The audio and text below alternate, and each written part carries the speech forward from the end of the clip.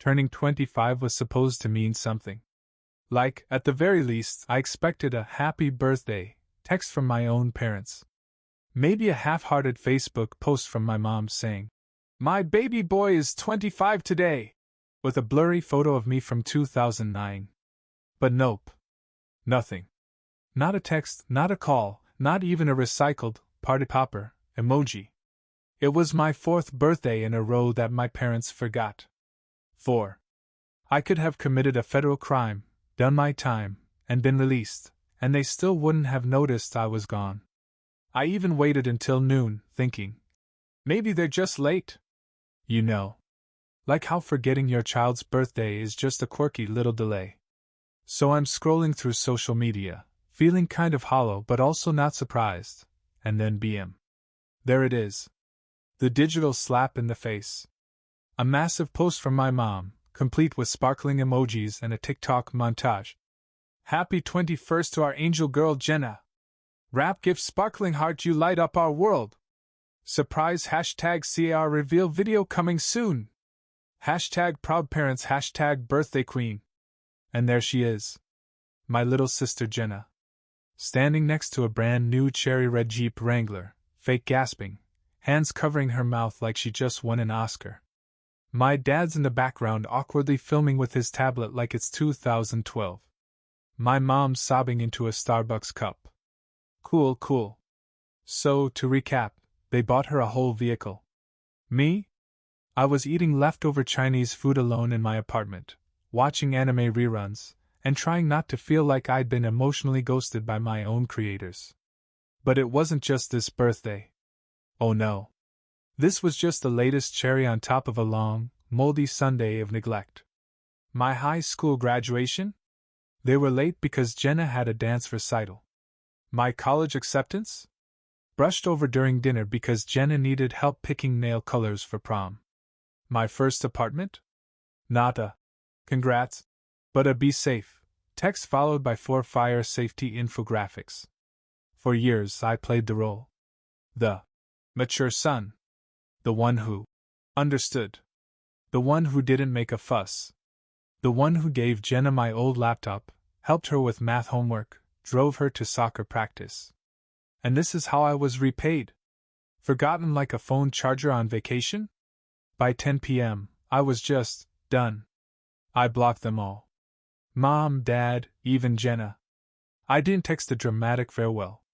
I didn't post a call-out thread. I didn't scream into the void on Twitter. I just sat on my bed, closed my eyes, and made a decision. I was leaving. Not just emotionally, I mean physically. Gone. Out. Exit stage left. Because staying around people who only remember you when they need something? That's not love. That's customer service. And I've been underpaid for years. Leaving wasn't some dramatic movie scene. There was no stormy night, no Tear Street goodbye letter, no indie guitar music in the background. It was a Tuesday. I woke up, stared at the ceiling of my crappy apartment, the one I could barely afford because I was working at my dad's friend's auto garage for what I can only describe as exposure pay, and I just knew. I was done being the family's emotional background character. No more. You're the strong one. Nonsense. That was just code for, we'll ignore your pain while we book Jenna a spa day. First step, quit the job. I walked into the garage, handed my notice to Frank, who smelled like motor oil and microwaved regret, and said, I appreciate the opportunity. But I'd rather eat glass than keep pretending your oil-stained handshake makes up for all the unpaid overtime. He blinked. You serious? Dead serious, Frank. I've been getting paid in pizza slices and passive-aggressive comments. I'm out. Second step, find a new place. One that didn't reek of family favors or memories. I found a studio apartment across town, barely bigger than a walk-in closet, but it had one thing I'd never had before: peace. No reminders of Jenna's endless surprise party videos. No framed family photos where I wasn't even in the shot. Just me, 4 walls, and silence.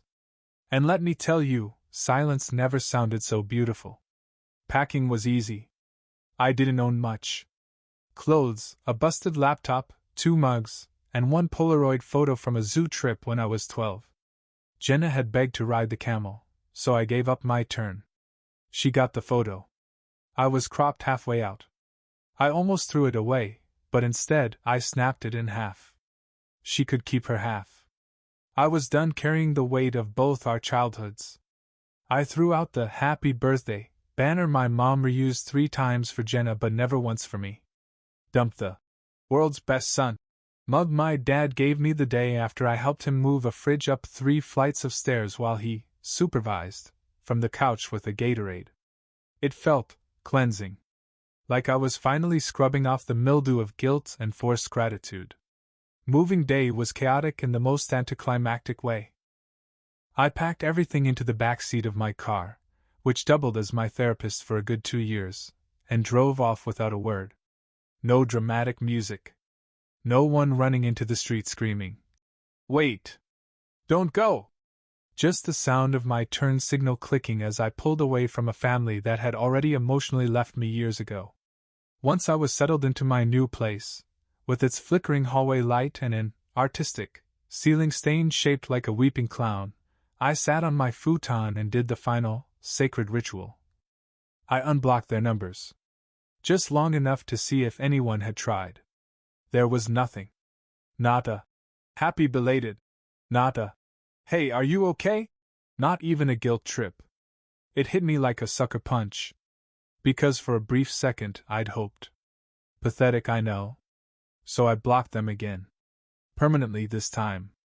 The silence was jarring at first. Like walking out of a crowded stadium and realizing no one followed. But after the second day, that silence turned into music. No more Jenna's curated highlight reels. No more Dad's rants about kids these days. Like he wasn't the one who burned toast twice a week. No more Mom's backhanded, checking in, messages that always ended with, "Anyway, can you Venmo Jenna $50? Just me, some leftover noodles, and the comforting buzz of not being needed. I didn't owe anyone anything anymore. And damn, that felt good. The salvage yard smelled like rust, burned rubber, and a dash of regret. But somehow, it was an upgrade from Frank's garage. The boss was a gruff middle-aged guy named Tony who didn't waste words. He hired me with a grunt, a handshake like a bear trap, and one rule. Don't steal the copper, don't ask dumb questions, and we'll get along just fine. Charming! But I wasn't here for warm hugs. I was here to rebuild. Tony introduced me to the only other guy working the yard that week, Clay. He had a buzz cut, a sleeve of tattoos, and an energy that said, "Don't talk to me unless you're offering coffee or silence." Naturally, I liked him immediately. We spent hours side by side in that junkyard, tearing apart dead cars and old machinery. Clay didn't ask me why I was there. Didn't pry. Didn't comment on the fact that I looked like someone who just walked out of a therapy session and into a demolition derby. Instead, he handed me a wrench, pointed to a twisted pile of metal, and said, "That one's still got a heartbeat." I had no idea what he meant, but it sounded poetic. Days bled into weeks. My hands were constantly scraped, my back hated me, and I developed a tan I can only describe as Durkor. But I felt alive. For once, I wasn't being used. I was being trusted. Even if it was just to disassemble a busted refrigerator. And then, about 10 days in, the ghost started texting. It started with a voicemail from my mom. "Hey, sweetie, haven't heard from you. Jenna's wondering why you didn't comment on her post. Hope everything's okay. Red heart." Okay? I was elbows deep in a rusted-out Volvo, but sure, Mom. Let's talk Instagram engagement. Then came the texts.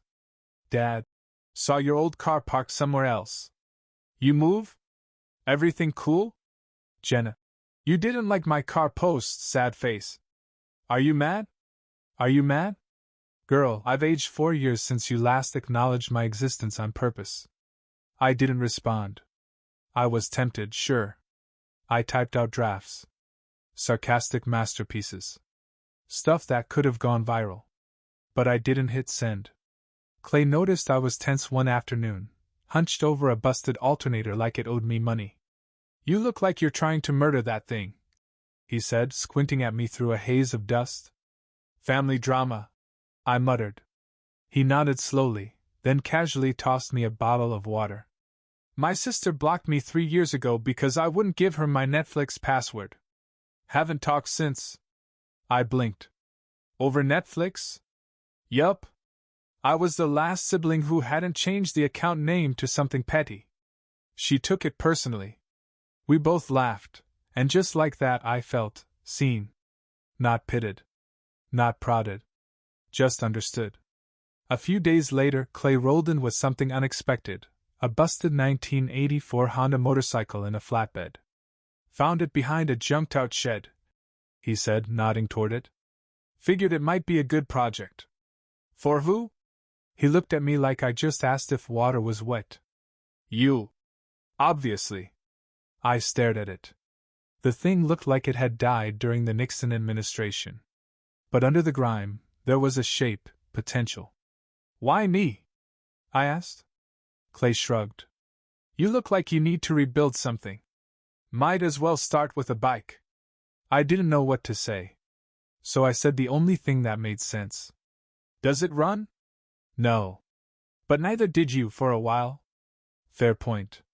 That night, while Jenna posted filtered selfies with captions like #blessed #babyjeep, I sat under the busted garage light, staring at my new project, hands greasy and heart weirdly full.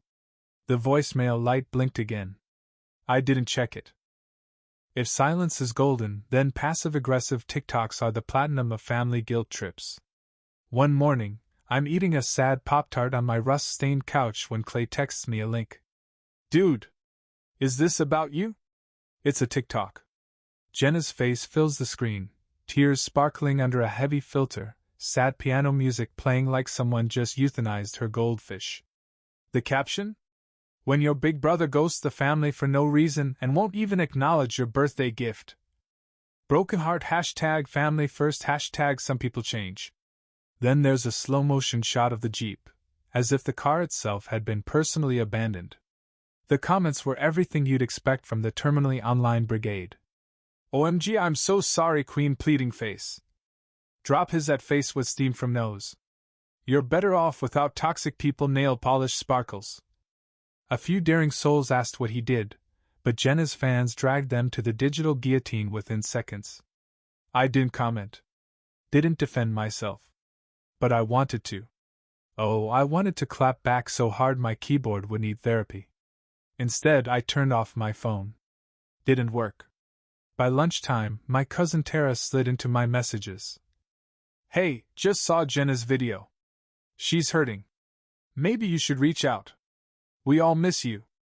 5 minutes later, I get a call from Aunt Denise, the same one who once said I looked tired in a worrying way. Every time I existed. "Listen, sweetheart, I don't know what's going on, but family is family. You don't just cut people off. That's not how we solve things." "Right. Because the solution to neglect is a group hug and a pot roast?" I muted my phone and drove to the salvage yard. Clay was already there, sitting on a milk crate like a philosopher who moonlights as a mechanic. "She posted that crap already?" he asked without looking up. "You saw it? My girlfriend follows her. Said your sister has main character energy with zero plot." Her words, not mine. I laughed, which I hadn't done in days. "Harsh. She also said you give off grizzled rebirth arc vibes." I paused. "That's the nicest thing anyone's ever said about me." He handed me a wrench. "Then start your arc. That muffler's not gonna remove itself." We worked in silence for an hour. The kind of silence that heals more than any therapy session could. Grease, bolts, steel, stuff that doesn't lie to you or ghost you or gaslight you. Then Clay wheeled something out of a shed that looked like it belonged in a Mad Max sequel, a busted 1984 Honda motorcycle, rusted to hell, tires flat, paint peeling like it had survived a breakup and a meteor strike. "Found it behind a retired mechanic's barn. It's rough, but not dead." "For what?" He blinked. "For you, idiot." Why? He tossed me the keys, which honestly felt more symbolic than functional. You look like someone trying to rebuild something. Might as well start here. The thing was a disaster. But underneath all the decay, I saw it: potential. Purpose. I ran my hand over the dented tank. You think it'll ride again? Clay grinned. If you want it bad enough. I thought for a second. I'll call it the Unseen. Because that's how you feel? Because that's what I've been. He didn't say anything, just gave me a nod that somehow said more than 1,000. It gets better. Speeches. That night, I went back to my apartment and pulled out a photo I hadn't looked at in years: me and Jenna at the zoo. She was front and center, riding a camel. I was standing off to the side, cropped half out. It was like my childhood, perfectly captured, present but ignored. I'd kept the picture out of habit, like a sentimental prisoner. But now, I tore it down the middle and fed my half to the garbage disposal. I didn't feel guilt. Just relief. Later, I checked my phone. More messages had rolled in like emotional spam. Mom, I didn't realize you were upset. Why didn't you just say something? Dad, you're being overly sensitive. Jenna, unblock me. I deserve to explain. Explain what? That her life came with bows and ribbons while mine came with chores and… Figure it out yourself. Lectures? No thanks. I put my phone on airplane mode and picked up a socket wrench. The Unseen needed work. But so did I. I thought I'd get to live in peace a little longer. You know, just me, Clay, and the Unseen, rebuilding our mutual trauma one bolt at a time. But apparently my family missed the memo about boundaries. Or maybe they just burned the memo, used it as kindling to fuel their next disaster. It started like any normal Thursday. I was at the salvage yard, halfway inside the gutted frame of a Toyota, covered in sweat and dignity, when I heard shouting near the front gate. I figured Tony was chewing out a delivery guy again.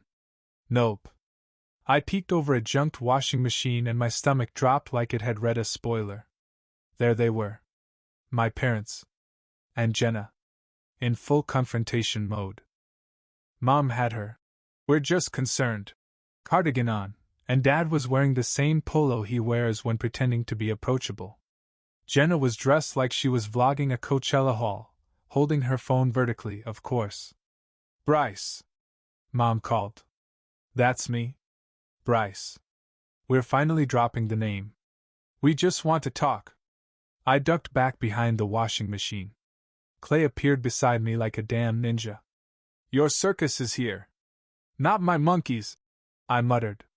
You want me to throw them out? I'll call Tony. But I sighed. Because if I didn't handle this now, I'd find them at my apartment doing a Facebook Live. So I stood up. Walked out slowly, like a cowboy in a western.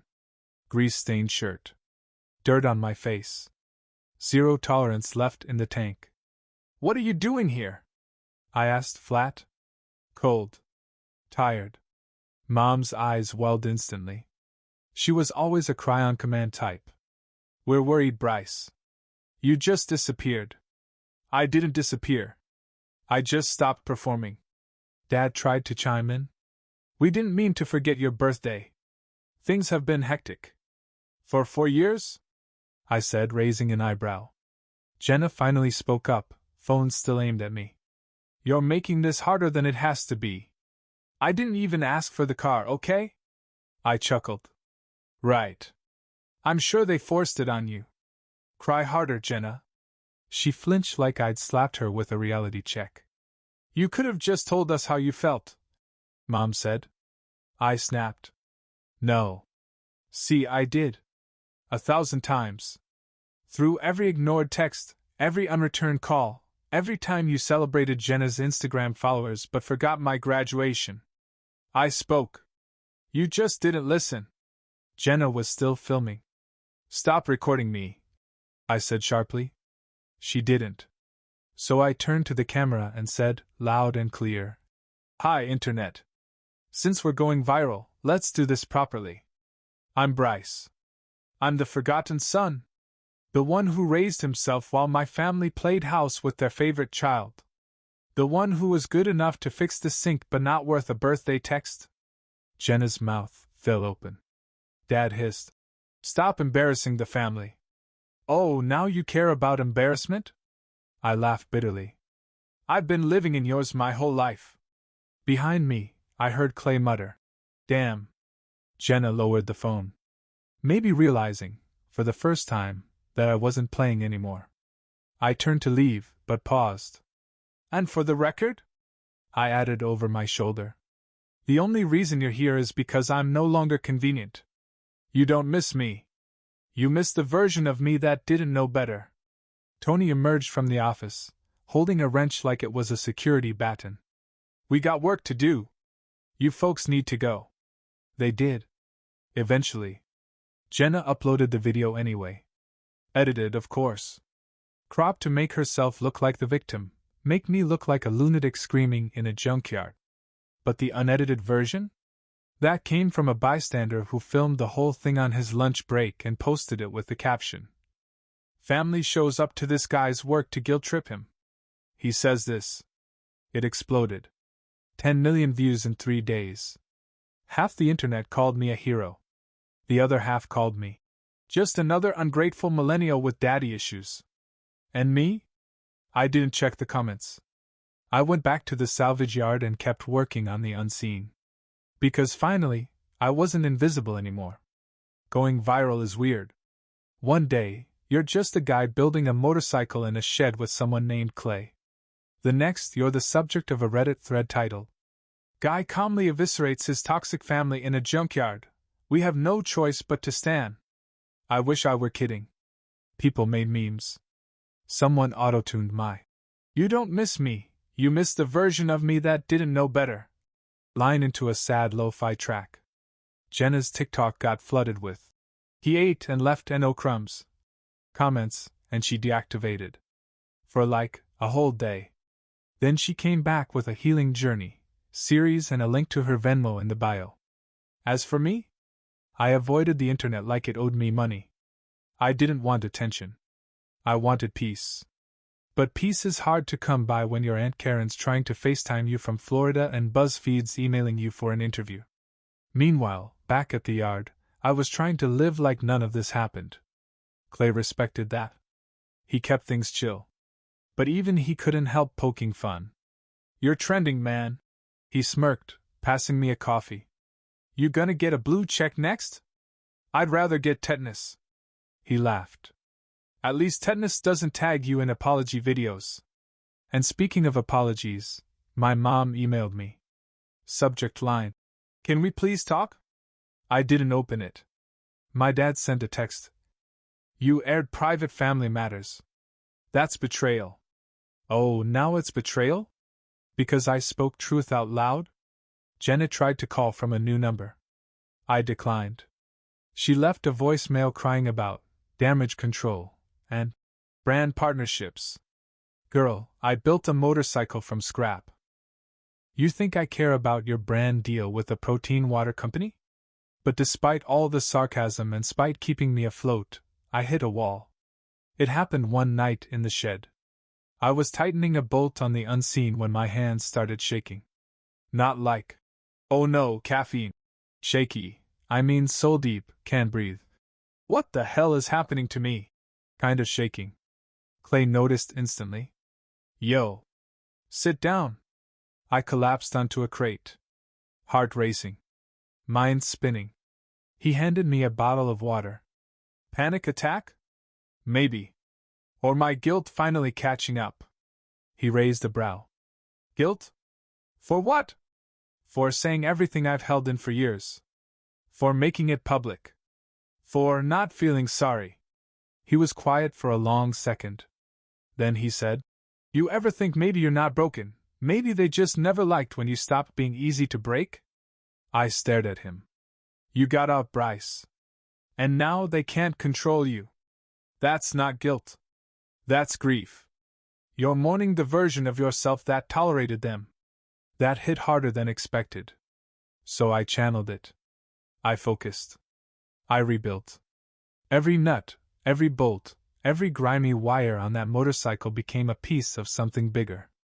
And finally, after weeks of sweat, curses, and Clay yelling, "Lefty Lucy," for the 100th time, we got it running.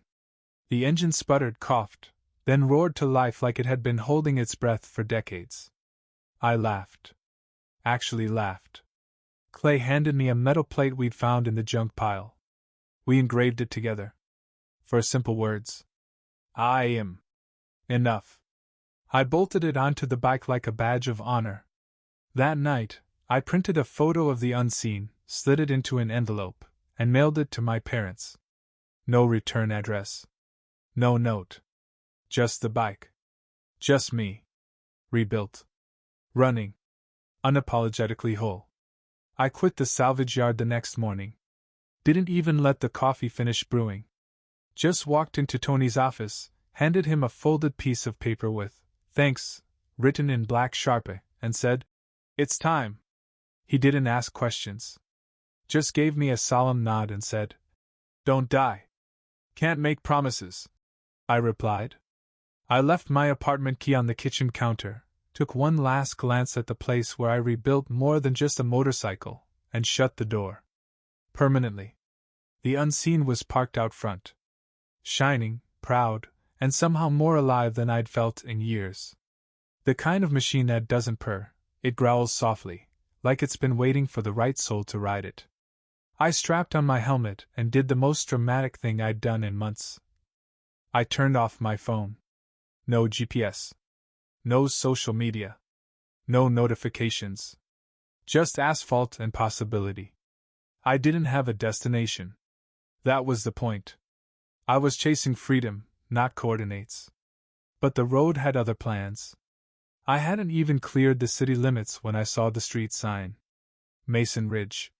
The street I grew up on. The street where everything started and stopped. I didn't plan to pass by the old house. But part of me needed to. Not for closure. For confirmation. I had to see if I still gave a damn. So I turned left. The street hadn't changed much. Same mailboxes. Same cracked sidewalk. Same house at the corner where that one kid used to sell fake lemonade. And there it was. My childhood home. Beige siding. Wind chimes still clinking like nothing happened. I pulled over across the street. Killed the engine. Just stared. The porch light was on, even though it was morning. Curtains drawn. Plants dying on the windowsill. Some poetic symbolism, no doubt. And I felt nothing. No nostalgia. No regret. No ache in my chest. Just a strange, calm awareness that this house had never been home. It was just a container. 4 walls where I learned how to disappear without leaving. I didn't go to the door. Didn't leave a note. Didn't even spit on the driveway, though I briefly considered it. Instead, I revved the unseen once, a deep, throaty growl, and pulled away, tires humming like a hymn. A few miles out of town, I stopped at a gas station. The kind of place with 3 dusty pumps, a broken slushy machine, and a cashier named Mel who looked like he'd seen some things. "Nice ride," Mel said, eyeing the unseen. "You fix her up yourself?" "Yeah," I said, wiping my hands on my jeans. "Took some time." He nodded like that meant something deeper. "Looks like it was worth it." It was. As I rode away, wind in my face, sun on my shoulders, the world stretched out in front of me like an empty canvas begging for color. I realized I wasn't just leaving my family. I was leaving the role they wrote for me. I wasn't the fixer anymore. Not the afterthought. Not the fallback plan, the responsible one, the quiet support beam. I was the main character now. Somewhere down the road, I found a scenic pull-off spot overlooking a lake. No people. Just sky, water, and the hum of nature giving me a standing ovation for surviving. I parked, got off the bike, and took it all in. And then I did the cheesiest, most cliché thing imaginable. I yelled. Not words, just a raw, primal sound that echoed across the water like a final purge of every unspoken feeling I'd swallowed since I was 12. It felt ridiculous. It felt incredible. And it felt earned. I spent that night by the lake, wrapped in the kind of silence that doesn't ache anymore. It used to hurt, quiet. The kind of quiet that reminded me I wasn't worth calling. The kind of quiet that followed, "Happy Birthday," when no one said it. But now, it was my anthem. The next morning, I rode for hours. Small towns. Empty stretches of highway. Gas stations where old men nodded like they knew what I was doing, like they'd done it too once, before they settled or surrendered. At some point, I passed a sign for a city my parents had moved to. I didn't flinch. I didn't veer off course. I didn't even blink. I just kept going. They never responded to the photo I mailed, the one of the unseen. I figured they wouldn't. There's no apology in silence, but there's no manipulation either. And I'll take indifference over emotional blackmail any day. Around sunset, I stopped again. Small diner, no name on the sign. Just coffee and grilled cheese that tasted like freedom. The waitress asked where I was headed. I said, "Anywhere that isn't backward." She smiled and said, "Then you're on the right road." And I believed her. Before I left, I looked down at my bike, my battered, beautiful beast. The plates still gleamed under the headlight. I am enough. Not because they said it, but because I finally did.